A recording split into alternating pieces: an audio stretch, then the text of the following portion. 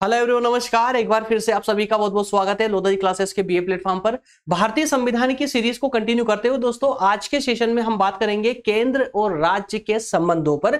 दोस्तों इसके प्रत्येक पहलू को पूरी बारीकी से और पूरे व्यवहारिक रूप से समझने का प्रयास करेंगे, जिससे कि एक बार सेशन कंप्लीट हो जाए उसके बाद आपका कोई भी डाउट, जीरो लेवल तक का डाउट पूरा क्लियर होने वाला है। कोई डाउट आपका अब इसके बाद में नहीं बचेगा। केंद्र और राज्य के से संबंधित इस टॉपिक से कोई भी क्वेश्चन आपका एग्जाम में आएगा दोस्तों, बिना क्वेश्चन लगाए आप नहीं आओगे, ये मेरा दावा है। आइए दोस्तों शुरू करते हैं सेशन। आज का सेशन शुरू करते हैं दोस्तों। थोड़ा सा मैं बता दूं नए स्टूडेंट्स के लिए जो पहली बार ही सेशन पर आए हैं दोस्तों, संविधान की सीरीज को हमने पूरे क्रम अनुसार किया है, टॉपिक वाइज टॉपिक किया है ना। तो ये 4 टॉपिक, माफ कीजिएगा 4 यूनिट हमारी कंप्लीट अभी तक हो चुकी है। 4 यूनिट पर हम कंप्लीटली डिस्कस कर चुके हैं। अब हम 5वीं यूनिट पर मूव कर चुके हैं, 5वीं यूनिट पर मूव कर चुके हैं, जिसमें आज हम बात कर रहे हैं केंद्र और राज्य संबंधों की। ठीक है ना, केंद्र और राज्य संबंधों की। दोस्तों इसका ये पहला टॉपिक है केंद्र राज्य संबंध। दूसरा टॉपिक हमारा 5वीं यूनिट के अंदर जो दूसरा टॉपिक होगा वो होगा स्थानीय स्वशासन वाला, स्थानीय स्वशासन वाला। ठीक है ना, स्थानीय स्वशासन का होगा। तो नेक्स्ट टॉपिक में हम इस सीरीज को पूरी तरह कंप्लीट कर लेंगे। आइए शुरू करते हैं सेशन दोस्तों। ये आज के टॉपिक से संबंधित एक प्रश्न है, इनको अच्छे से पढ़ लीजिएगा पीडीएफ डाउनलोड करके, ताकि आपका सेशन और इजी हो जाए। पता चल जाएगा कि इस टॉपिक से किस प्रकार के क्वेश्चन आपसे पूछे जाएंगे एग्जाम में। एक बात मैं फिर से रिपीट करूंगा दोस्तों, कोई भी टॉपिक चाहे आप किताब से पढ़ रहे हो चाहे कभी लेक्चर ले रहे हो, टॉपिक को स्टार्ट करने से पहले उस टॉपिक से रिलेटेड जो प्रश्न दिए जाते हैं आपको, उन प्रश्नों का पढ़ना बहुत जरूरी है, क्योंकि उन प्रश्नों से ही हमारे टॉपिक में हमें क्या पढ़ना है, किस बिंदु पर फोकस करना है, ये हमें तभी समझ आता है जब हम उस क्वेश्चन को पढ़ लेते हैं। इससे आपकी एक बेसिक अंडरस्टैंडिंग ये बन जाती है कि आपसे जो टॉपिक दिया गया है उस टॉपिक से संबंधित किस प्रकार के प्रश्न पूछे जाते हैं। ठीक है ना, इसलिए इस वाले पार्ट को, मतलब क्वेश्चन को कभी भी इग्नोर ना करें, इनको अच्छे से पढ़ें। तो आइए दोस्तों शुरू करते हैं सेशन अपना आज का। जान लेते हैं कि आज के इस पूरे टॉपिक में हमें क्या क्या पढ़ना है। तो आज के इस टॉपिक में हमें क्या क्या पढ़ना है दोस्तों, तो 4 बिंदुओं के माध्यम से हम आज का टॉपिक कंप्लीट करेंगे। सबसे पहले हम बात करेंगे व्याख्या की। केंद्र और राज्य संबंध से संबंधित क्या व्याख्या के अंतर्गत जो एक बेसिक इंफॉर्मेशन जो होती है टॉपिक की, उसे हम व्याख्या के अंतर्गत रखेंगे। इसके बाद में 3 प्रकार के जो संबंध है, विधायी, प्रशासनिक और वित्तीय, इन तीनों पर हम पूरी बारीकी से और पूरे व्यवहारिक रूप से समझने वाले हैं। क्या होते हैं ये सब आसानी से समझ आएगा। दोस्तों व्याख्या के अंतर्गत देखिए, इस सबको पढ़ते रहिएगा, एक बार सुन लीजिए ताकि आपका पूरा व्यवहारिक रूप से ये टॉपिक कंप्लीट हो जाए। देखिए ये सब आप लोग अब तक तो आप बेहतर तरीके से जान चुके हैं कि भारतीय शासन व्यवस्था के अंतर्गत कौन सी शासन पद्धति को अपनाया गया है दोस्तों, संसदीय शासन प्रणाली को अपनाया गया है ना। तो केंद्र में संसदीय शासन प्रणाली को अपनाया गया है, उसी प्रकार से प्रत्येक राज्य में भी संसदीय शासन प्रणाली को ही अपनाया गया है। तो इसका मतलब क्या हुआ कि जो प्रक्रिया या कहे कि जो स्ट्रक्चर गवर्नमेंट का जो स्ट्रक्चर केंद्र में होगा, वही स्ट्रक्चर आपको राज्यों में देखने को मिलेगा, है ना, दोनों में सेम होगा। तो जब हम बात करते हैं कि संसदीय शासन व्यवस्था को केंद्र में अपनाया गया है, तो केंद्र के पास में संपूर्ण शक्तियां होती है, तो क्या राज्यों के पास कोई शक्तियां नहीं होती? तो दोस्तों ऐसा नहीं है, बल्कि हमारे संविधान निर्माताओं ने राज्यों को भी कुछ विशेष शक्तियां प्रोवाइड की है, प्रदान की है। कौन सी शक्तियां प्रदान की है जिससे राज्यों के पास भी शक्ति बनी रहे? तो दोस्तों वही 3 प्रकार की शक्तियां कुछ केंद्र के पास में है तो कुछ राज्यों को भी दी गई है, और उसको लेकर के विशेष सावधानी रखी गई है, जिससे कि केंद्र राज्य की शक्तियों में हस्तक्षेप ना कर सके और राज्य केंद्र की शक्तियों में हस्तक्षेप ना कर सके। तो इस प्रकार से हम ये कह सकते हैं दोस्तों कि केंद्र सरकार के द्वारा जब भी कोई कानून लाया जाता है या कोई विधि लाई जाती है, तो वो संपूर्ण भारत के प्रत्येक क्षेत्र में लागू होती है। लेकिन जब राज्य के द्वारा कोई विधि लाई जाती है, तो वो विधि उस राज्य विशेष के क्षेत्र में ही लागू होगी, है ना। तो ये डिफरेंस होता है। तो इस प्रकार से हम ये कह सकते हैं कि इस स्तर पे अगर देखा जाए तो केंद्र की शक्तियां राज्यों से अधिक होती है, जो कि आवश्यक भी था, संसदीय शासन प्रणाली के अंतर्गत आवश्यक भी था कि केंद्र को शक्तियां अधिक मिले, क्योंकि हमने संघवाद प्रणाली को अपनाया है। है ना। तो इस तहत हम दोस्तों ये कह सकते हैं कि केंद्र के पास में शक्ति राज्यों की अपेक्षा शक्तियां अधिक है, लेकिन इसका अर्थ ये बिल्कुल भी नहीं है कि राज्य शक्तियों में नगण्य है या फिर राज्यों के पास कोई शक्तियां नहीं है। ये कहना सर्वोचित अनुचित होगा, हमेशा अनुचित होगा, क्योंकि राज्यों के पास भी कुछ शक्तियां प्रदान की गई है जिससे वो अपनी शासन व्यवस्था का संचालन उचित रूप से कर सके। ठीक है ना। तो जो व्यवस्थाएं केंद्र के लिए और जो व्यवस्थाएं राज्यों के लिए की गई है, उन दोनों व्यवस्थाओं को ही हम पढ़ के यहां पर कंपेयर करते हुए इसको अध्ययन करेंगे, जिससे हमें ये समझ आ जाएगा, ये समझ हमारी बेसिक समझ बन जाएगी कि केंद्र और राज्य के बीच में, जैसे मान लेते हैं कि विधायी शक्ति की हम बात करें, विधायी अर्थात की कानून बनाने की शक्ति, तो विधायी शक्ति के अंतर्गत ऐसे कौन से क्षेत्र होंगे जिस पर सिर्फ केंद्र सरकार कानून बनाएगी, और ऐसे कौन से क्षेत्र या ऐसे कौन से विषय होंगे जिस पर राज्य सरकार कानून बना सकती है ना। प्रशासन की बात करेंगे तो कौन से क्षेत्र है जिस पर केंद्र सरकार प्रशासन करेगी और कौन से क्षेत्र होंगे जिस पर राज्य सरकार प्रशासन करेगी, या वित्तीय मामले, तो ये सारी चर्चा इसके अंतर्गत ही हमें करने को मिलेगी। तो बेसिक फॉर्मेट में या कहें कि बेसिक इंफॉर्मेशन के अंतर्गत अगर हम व्याख्या के अंतर्गत कुछ बोलना चाहे दोस्तों, तो हम इतना ही कहेंगे कि संविधान निर्माताओं ने संघ और राज्य दोनों को पृथक रूप से शक्तियां प्रदान की है, जिससे कि दोनों ही सुविधा पूर्वक अपने शासन का संचालन आसानी से कर सके, है ना। हालांकि केंद्र के पास में अधिकतम शक्तियां हैं राज्य की अपेक्षा, लेकिन फिर भी राज्यों के पास भी कुछ शक्तियां दी गई है जिससे वो अपने शासन का संचालन उचित रूप से कर पाते हैं। और इस प्रकार से संबंधों की बात करते हुए इन संबंधों को या कहें कि इन शक्तियों को 3 रूपों में विभाजित किया गया है। कौन से 3 रूप है दोस्तों? केंद्र और राज्यों के विधायी संबंध, प्रशासनिक और वित्तीय संबंध। क्लियर है? इतना मात्र आपको व्याख्या के अंतर्गत लिखना है। आइए अब हम चलते हैं अपने मेन पार्ट पर, अर्थात कि इन तीनों संबंधों को अब थोड़ा सा हम जो है पूरे डिटेल में इसको समझने वाले हैं। दोस्तों विधायी संबंध की बात करें तो विधायी संबंध के अंतर्गत अब मुझे ज्यादा बताने की आपको आवश्यकता महसूस नहीं हो रही है, क्योंकि अब तक आपने बेहतर तरीके से विधायिका को समझ चुके हैं, क्योंकि मैं 2 बार विधायिका पढ़ा चुका हूं, केंद्र में भी और राज्य की भी, है ना। अलग अलग रूप से पढ़ाई मैंने आप लोगों को, तो अब तक आपको ये बेहतर तरीके से समझ आ चुका है कि विधायिका क्या होती है, कार्यपालिका क्या होती है, न्यायपालिका क्या होती है, लोकसभा, राज्यसभा, राष्ट्रपति का पद, ये सब क्या होता है। ये जो शासन के विभिन्न पार्ट है, विभिन्न पद है, इनको आप बेहतर तरीके से समझ चुके हैं। तो विधायी शक्ति में सिंपल सा बता दूं, देखिए विधायी शक्ति के अंतर्गत क्या होता है दोस्तों, कौन सी शक्तियों की बात हो रही है यहाँ पर। विधायी शक्ति का मतलब होता है कानून बनाने की शक्ति, विधि बनाने की शक्ति। तो विधि बनाने की शक्ति कुछ विषयों को लेकर के केंद्र के पास होती है और कुछ विषयों को लेकर राज्य के पास होती है। तो जिन विषयों पर राज्य सरकार कानून बना सकती है, उन विषयों पर केंद्र सरकार कानून नहीं बना सकती, और जिन विषयों पर केंद्र सरकार कानून बना सकती है, उन विषयों पर राज्य सरकार कानून नहीं बना सकती है। लेकिन इसके अलावा एक विषय अर्थात कि एक सूची ऐसी भी होती है, जिस पर दोनों सरकारें कानून बना सकती है। तो कौन सी क्या होती है दोस्तों इसमें? तो संविधान की जो हमारी अनुसूची है, 7वीं अनुसूची, उस 7वीं अनुसूची में 3 सूचियां उल्लेखित की है, 3 सूचियां दी गई है। 3 सूचियां कौन कौन सी है दोस्तों? तो वो 3 सूचियां है, 3 सूची, एक मिनट काम नहीं कर रहा है क्या? ओके, 3 सूचियां है, संघ सूची, राज्य सूची और संवर्ती सूची। संघ सूची मतलब क्या हुआ दोस्तों? संघ सूची का मतलब हुआ कि वो विषय जिन पर सिर्फ केंद्र सरकार कानून बना सकती है, राज्य सरकार को अधिकार नहीं है उस पर कानून बनाने का। और राज्य सूची में वो विषय दिए गए हैं जिन पर सिर्फ राज्य सरकार ही कानून बना सकती है। लेकिन संवर्ती सूची जो 3 नंबर की सूची आपको दिख रही दोस्तों, ये संवर्ती सूची, इस पर केंद्र और सरकार दोनों, केंद्र सरकार और राज्य सरकार दोनों ही कानून बना सकती है। क्लियर है? चलिए अब आगे बढ़ते हैं दोस्तों, अब आगे बढ़ते हैं तो इन तीनों सूचियों को थोड़ा सा हम समझ लेते हैं, जिससे कि हमारा मैटर क्लियर होता चले। बेसिक पॉइंट इसका खाली डिस्कस करना है, बेसिक सी बातें डिस्कस करनी है जो कि हमें याद रखना हो। देखिए संघ सूची के अंतर्गत, संघ सूची बोल दीजिए या केंद्र सूची बोल दीजिए, बात एक ही है ना।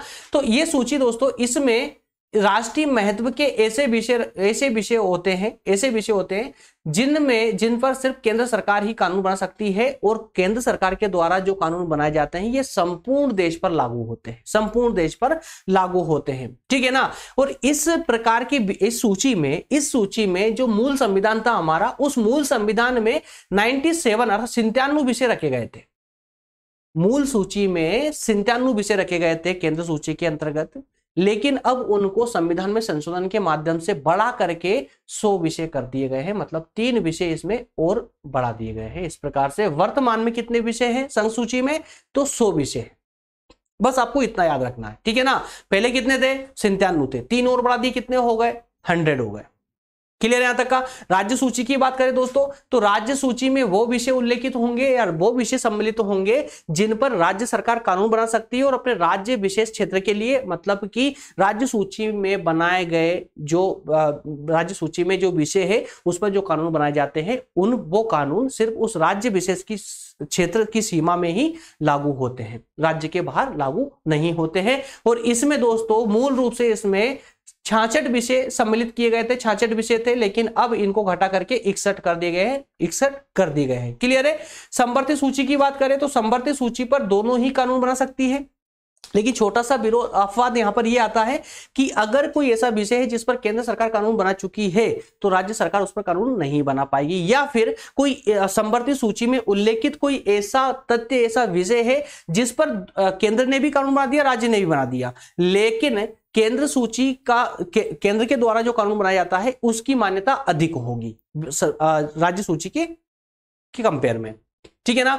और इसके अंतर्गत दोस्तों मूल रूप से 47 विषय थे, जो कि घट करके माफ कीजिएगा 5 विषय इसमें और जोड़ दिए गए। इस प्रकार से अब ये 52 विषय हो गए, इसमें 5 विषय और बढ़ा दिए गए हैं 42वें संविधान संशोधन के माध्यम से, ठीक है ना। तो इस प्रकार से इन तीनों सूचियों को आप जो फैक्ट है, इसके जो मेन तथ्य है, सिर्फ उसको याद रखेंगे, बाकी स्टोरी अपने आप आपको याद रहने वाली है, डोंट वरी, पूरी याद रहेगी। प्रशासनिक संबंध की बात करें तो प्रशासन का मतलब क्या होता है दोस्तों? प्रशासनिक संबंध का मतलब सिंपल सा होता है कि केंद्र सरकार को प्रशासन करने का अधिकार कहां पर है और राज्य सरकार को प्रशासन करने का अधिकार कहां पर है। तो ये उल्लेखित कहां पर है? तो संविधान के 11वें भाग में उल्लेखित है, 11वें भाग के दूसरे अध्याय में उल्लेखित है। अनुच्छेदों की दोस्तों यहां बात करें तो 256 से 263 तक के अनुच्छेदों में इसका वर्णन किया गया है, ठीक है ना। तो जिन विषयों पर संसद को विधि निर्माण का अधिकार प्राप्त है उन पर प्रशासन करने की शक्ति भी केंद्र सरकार के पास ही होती है। अब इसे एक लाइन से समझ जाइएगा, क्या कहा इसमें कि जिन विषयों पर केंद्र सरकार कानून बना सकती है और बनाती है, उन विषयों पर प्रशासन करने का अधिकार भी केंद्र सरकार के पास ही होता है। तो इसी प्रकार से इसी को राज्य के परिप्रेक्ष्य में देखिए, तो जिन विषयों पर राज्य सरकार कानून बना सकती है या बनाती है, उन विषयों पर प्रशासन करने का अधिकार भी राज्य सरकार के पास ही होता है। और बात करें संवर्ती सूची की दोस्तों, तो इसमें प्रशासनिक अधिकार साधारण रूप से राज्यों में निहित है, लेकिन उन विषयों पर राज्य की प्रशासनिक शक्तियों को संघ की प्रशासनिक शक्तियों द्वारा सीमित रखा गया है, ठीक है ना। चलिए आगे बढ़ते हैं। तो प्रशासनिक संबंध में केंद्र को राज्यों के ऊपर नियंत्रण करने का अधिकार भी दिया गया है। प्रशासन की जब बात आती है तो यहां पर केंद्र के पास अधिक अधिकार होते हैं राज्य की अपेक्षा, या फिर ऐसे समझिए कि केंद्र सरकार राज्यों पर नियंत्रण लागू कर सकती है, नियंत्रण रख सकती है केंद्र सरकार, है ना, और जो कि आवश्यक भी था। चलिए इसको थोड़ा सा डिटेल में देख लेते हैं। इसमें कुछ बिंदु देखेंगे कि किस तरह से केंद्र सरकार राज्य पर अपना कंट्रोल रखती है, कैसे नियंत्रण रखती है। तो कौन से तरीके हैं वो? एक है राज्यों का दायित्व। राज्यों का दायित्व का मतलब क्या हुआ दोस्तों यहां पर कि संविधान के अनुसार राज्यों को अपनी कार्यपालिका शक्ति का उपयोग इस प्रकार करना चाहिए जिससे कि संसद के कानूनों का उल्लंघन ना हो, है ना। संसद ने कोई कानून बनाया है तो उस कानून का उल्लंघन ना हो, इस तरह से ही राज्य सरकार को अपने कानूनों का निर्माण करना चाहिए और अपना प्रशासन करना चाहिए। तो ये एक विशेष रूप से दायित्व दिया गया है राज्यों को। इसके अलावा राज्यों को दिशा निर्देश देना, है ना, कोई एडवाइस देना हो, कोई आदेश देना हो, तो ये केंद्र सरकार कर सकती है। केंद्र सरकार के पास ये विशेष अधिकार है।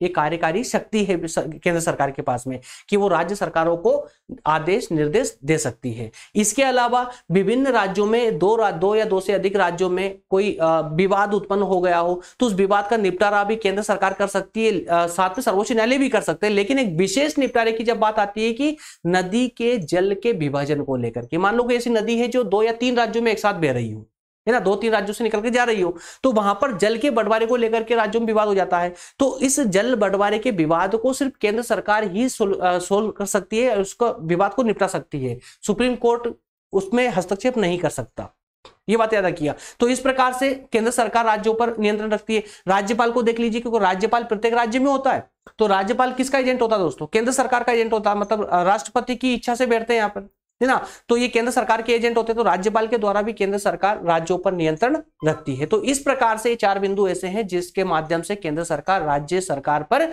नियंत्रण अपना बनाकर रखती है, ठीक है ना। आइए अब हम बात करते हैं वित्तीय संबंधों की। तो वित्तीय मतलब क्या कि बिना पैसे के कभी कोई शासन चल सकता है क्या? कोई भी शासन व्यवस्था हो, बिना वित्तीय प्रबंधन के कोई सरकार चल ही नहीं सकती, चाहे वो केंद्र सरकार की बात हो, चाहे वो राज्य सरकार की बात हो, चाहे वो स्थानीय सरकार की बात हो। तो संविधान निर्माताओं ने ये भी विशेष व्यवस्था की थी कि किसने किसने वित्त का किस प्रकार से इसमें विभाजन किया जाना चाहिए, केंद्र को कितना देना चाहिए और राज्य को कितना देना चाहिए, तो इसकी विशेष व्यवस्था की गई दोस्तों। तो इसको लेकर के पहला तथ्य है कि कर को लेकर के, मतलब टैक्स को लेकर के, टैक्स का निर्धारण कैसे होना चाहिए और टैक्स से जो पैसा आ रहा है ना, किसको किस किस प्रकार से बांटा जाना चाहिए, मतलब किसको कितना क्षेत्र देना चाहिए। जब केंद्र की बात करें तो केंद्र को विशेष क्षेत्र दिए गए, जैसे कि निगम कर सीमा शुल्क दिया गया है, केंद्र के पास होता है। निर्यात शुल्क, है ना, कृषि भूमि को छोड़ करके अन्य संपत्ति पर जो संपदा शुल्क होता है, या विदेशी ऋण होता है, रेलवे, रिजर्व बैंक, शेयर बाजार, ये सब है केंद्र सरकार के अधिकार में। इन सब से जो आय होती है वो केंद्र सरकार की आय कहलाती है, ठीक है ना। लेकिन राज्यों को भी कुछ दिया गया है, ऐसा तो नहीं कि राज्यों को कुछ व्यवस्था, अगर मान लो कि कोई वित्तीय प्रबंध नहीं किया गया राज्यों के लिए, तो फिर राज्य अपना शासन व्यवस्था संचालन कैसे करेंगे? तो राज्यों के लिए भी विशेष व्यवस्था की गई। तो राज्यों के भी कुछ राजस्व के स्रोत है, जैसे कि प्रति व्यक्ति कर होते हैं, है ना, कृषि भूमि पर कर लगाए जाते हैं, वो राज्य सरकार लगाती है, संपदा शुल्क लगाती है, भूमि और भवनों पर टैक्स लगाती है ना, पशुओं पर, नौकाओं पर, बिजली के उपयोग पर, है ना, विक्रय कर, वाहनों की चुंगी आदि। तो ये सब कर जो होते हैं वो राज्य सरकार लगाती है। तो इसमें से आपको जितने भी याद रह जाए ना उतने याद कर लीजिएगा, मैं ये नहीं बोलूं सब याद, सबको रटना नहीं है। जितने याद रह जाए कि केंद्र सरकार के अधिकार में कौन कौन से क्षेत्र आते हैं और राज्य सरकार के अधिकार में कौन कौन से क्षेत्र आते हैं, जहां से वो कर वसूलते हैं या अपनी आय अर्जित करते हैं। ये दोनों को सेपरेटली आप लोगों को याद रखना है। नेक्स्ट पॉइंट पर बात करेंगे सार्वजनिक उद्देश्यों के लिए दी जाने वाला अनुदान। जब अनुदान की बात आती है दोस्तों, तो संविधान में इस प्रकार के 4 अनुदानों की बात की गई है। 4 अनुदान कौन कौन से? देखिए, पटसन या उससे बनी वस्तुओं के निर्यात से जो आय होती है, जो शुल्क जो आता है, उस शुल्क को या उस पैसे को जूट उत्पादन करने वाले राज्यों को अनुदान के रूप में दे दिया जाता है। दूसरी व्यवस्था, बाढ़, भूकंप और सूखाग्रस्त जो क्षेत्र हैं, जो पीड़ित क्षेत्र है, उनको सहायता के लिए दे दिया जाता है। तीसरी जो अनुदान की बात की गई है, आदिम जाति या कबीली जो जाति होती है, कबीलों वाली जाति है, उनकी उन्नति और कल्याण के लिए जो योजनाएं लाई जाती है वो भी अनुदान में चली जाती है। इसके अलावा राज्य को आर्थिक कठिनाई से उभारने के लिए जो पैसा दिया जाता है वो, तो ये 4 विशेष अनुदान की बात की गई है जो राज्यों को दिए जाते हैं, ठीक है ना। नेक्स्ट पॉइंट है ऋण लेने संबंधी उपबंध। तो ऋण लेने की अगर दोस्तों हम बात करें तो देखिए, ऋण केंद्र सरकार भी ले सकती है और राज्य सरकार भी ले सकती है। एक छोटा सा डिफरेंस ये है कि केंद्र सरकार ऋण कहीं से भी ले सकती है, देश के अंदर से भी और देश के बाहर से भी, मतलब विदेशों से भी ऋण प्राप्त कर सकती है केंद्र सरकार। लेकिन राज्य सरकार सिर्फ देश के अंदर से ही ऋण ले सकती है, किसी विदेशी मतलब विदेशों से ऋण प्राप्त नहीं कर सकती। सिर्फ इतना सा डिफरेंस है बस, ठीक है ना। चलिए, इसके बाद में दोस्तों नेक्स्ट पॉइंट है हमारा करों से विमुक्ति। करों से विमुक्ति, तो करों से विमुक्ति का मतलब ये हो जाता है कि जो टैक्स है, टैक्स में कुछ घपला तो नहीं हो रहा, कुछ अव्यवस्था तो नहीं है। तो उसके लिए दोस्तों संविधान के अंतर्गत एक विशेष रूप से व्यवस्था की गई थी कि राज्य द्वारा संघ की संपत्ति पर कोई कर तब तक नहीं लगाया जा सकता जब तक कि संसद विधि द्वारा, ये अरे सिंपल सी बात है यार, कि कोई राज्य उस ऐसे क्षेत्र पर टैक्स तब तक नहीं लगा सकती, कौन से क्षेत्र पर, जो क्षेत्र केंद्र के अंडर में आ रहा हो, है ना, तब तक नहीं लगा सकती जब तक कि संसद ना बोल दे। और उसी प्रकार से संसद भी अर्थात केंद्र भी राज्य के अंडर में, राज्य की सूची में आने वाले विषय पर तब तक टैक्स नहीं लगा सकती जब तक कि राज्य विशेष रूप से संसद से ना बोल दे। तो एक दूसरे की परमिशन लेकर ही टैक्स लगा सकते हैं, अन्यथा नहीं लगा सकते। तो ये एक टेंशन खत्म हो गया। इसके अलावा इसकी जांच करने के लिए एक महालेखा परीक्षक की व्यवस्था की गई है। और ये महालेखा परीक्षक केंद्र के और राज्य दोनों की ही लेखा जोखाओं की जांच करते हैं। तो इस प्रकार से ये निष्पक्ष होकर के जांच करते हैं। इस तरह से दोस्तों ये पूरी व्यवस्था एक व्यवस्थित फॉर्मेट में बनी रहती है, व्यवस्थित रूप से बनी रहती है। तो इसी प्रकार से ये तीनों फॉर्मेट हमने, अर्थात कि विधायी, प्रशासनिक और वित्तीय, तीनों संबंधों पर हमने चर्चा की है। उम्मीद करता हूं तीनों जो शक्तियां है या तीनों जो पार्ट है ना संबंधों के, केंद्र और राज्य के, आप कंप्लीटली समझ आए होंगे। ज्यादा लेंदी टॉपिक नहीं था और ज्यादा डिफिकल्ट भी नहीं था, उलझन वाला नहीं था। इस कारण से मैंने थोड़ा शॉर्ट में इसको निपटाने का प्रयास किया है। उम्मीद करता हूं समझ आया होगा कंप्लीट आपको। ठीक है, मिलेंगे अगले सेशन में दोस्तों। अगला सेशन जो होगा हमारा वो होगा स्थानीय स्वशासन पर। ठीक है ना, और इसी के साथ में हमारी संविधान वाली सीरीज को हम कंप्लीट कर ले जाएंगे। ठीक है, इसके बाद अगर लेंगे तो कोई बेसिक से, अगर इसके से संबंधित कोई टॉपिक होगा बेसिक, तो उस पर हम कंटिन्यू करेंगे। ठीक है ना, मिलेंगे नेक्स्ट सेशन दोस्तों, तब तक धन्यवाद।